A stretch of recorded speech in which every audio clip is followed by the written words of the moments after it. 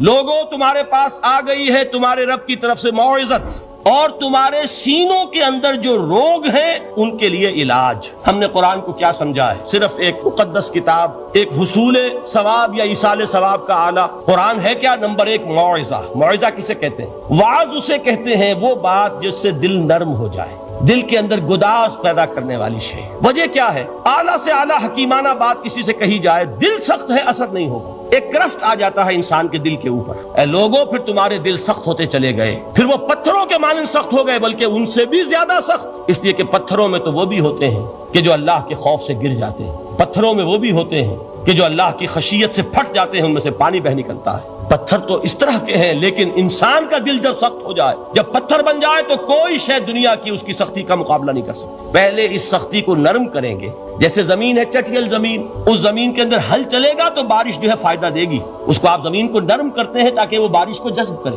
ورنہ چٹیل زمین ہے سخت، وہ پانی بہ جائے گا اور وہ زمین کے اندر جذب نہیں ہوگا۔ لفظ استعمال کیا موعظہ، یہ قرآن واعظ ہے، نصیحت ہے، دلوں کو نرم کرتا ہے، دلوں پر جو کرسٹ آ گیا ہے سخت اسے توڑتا ہے، اس میں ہل چلاتا ہے۔